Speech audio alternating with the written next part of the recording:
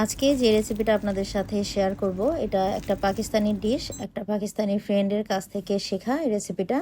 যদিও আমার এটা ফার্স্ট টাইম ট্রাই করা, আমার কাছে ভীষণ ভালো লেগেছে, খুবই ইয়ামি ছিল, তাই আমি আপনাদের সাথেও শেয়ার করছি।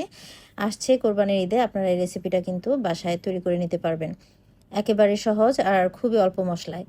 বড় 2টা বিফের পিস নিয়েছি, আর বিফটাকে একটু আমি মিডিয়াম থেকে একটু বড় সাইজ করে কেটে নিচ্ছি।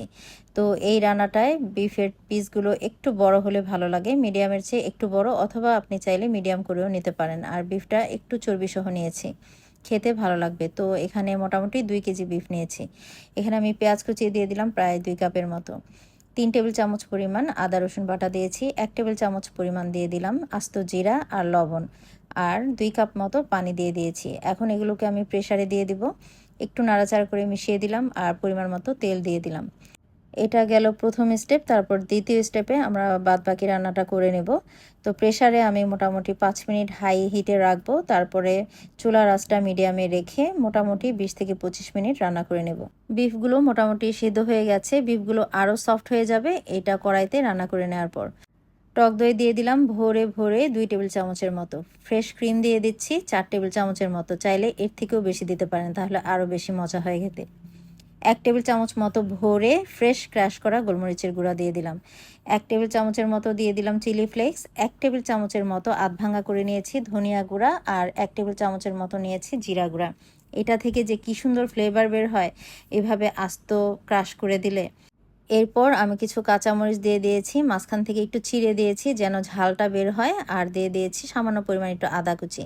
এগুলোকে এখন মিডিয়াম হিটে আমি রান্না করে নেব, ঝোলটা একদম ঘন ঘন হয়ে আসা পর্যন্ত। ঝোলটা এমনিতেই অনেক মজার, চাইলে এখনই নামিয়ে খেয়ে ফেলা যায়, তারপর আমি আরও একটু ঘন করে নেব, এতে করে টেস্টটা আরও ভালো আসে। আর কিছুক্ষণ পরপরই কিন্তু নেড়ে দিতে হবে, যেহেতু এখানে ফ্রেশ ক্রিম আছে, টক দই দেওয়া হয়েছে। ঝোলটা এখন বেশ ঘন হয়ে গেছে, একটা মাখো মাখো টেক্সচার চলে এসেছে। এখন আমি এর মধ্যে অ্যাড করে দিলাম 4 থেকে 5 টেবিল চামচের মতো ঘি। ঘিয়ের পরিবর্তে আপনি চাইলে কিন্তু বাটারও অ্যাড করে দিতে পারেন। সামান্য পরিমাণে একটু চিনি দিয়ে দিচ্ছি, এতে করে ব্যালেন্সটা ঠিক থাকে, যেহেতু এখানে আমি টক দই ব্যবহার করেছি। খুবই সামান্য পরিমাণ দিয়েছি। আবার একটু বেশ ভালোভাবে নাড়াচাড়া করে দিয়েছি। আপনারা দেখতে পাচ্ছেন তেলটাও কিন্তু উপরে খুব সুন্দর মতো ভেসে উঠেছে। চুলার আঁচটা অলরেডি বন্ধ করে দিয়েছি। এখন এখানে কিছু কাঁচামরিচের ফালি, আদা কুচি আর ধনিয়া পাতা কুচি উপর থেকে ছিটিয়ে দিলাম। এটা অপশনাল, দেখার সৌন্দর্যের জন্য। ম্যাক্সিমাম বিফ আইটেমগুলোতে পাকিস্তানি রেসিপিতে কিন্তু ওরা ধনিয়া পাতাটা ব্যবহার করে, আপনার কাছে ভালো না লাগলে এটা স্কিপ করবেন। তো হয়ে গেল, ভীষণ মজার আর ভীষণ লোভনীয় দেখতে হয়েছে। এটা রান্না হওয়ার সাথে সাথে কিন্তু আমার হাজব্যান্ড, বাচ্চারা তারা প্লেট নিয়ে চলে এসেছে, কারণ এটা থেকে অসম্ভব সুন্দর ফ্লেভার আসছিল। তো পাকিস্তানে সাধারণত রুটি বা নানের সাথে সার্ভ করা হয়, আমরা এখানে ভাত দিয়েও খেয়েছি প্লাস পরোটা দিয়েও খেয়েছি, খুবই মজার হয়েছে।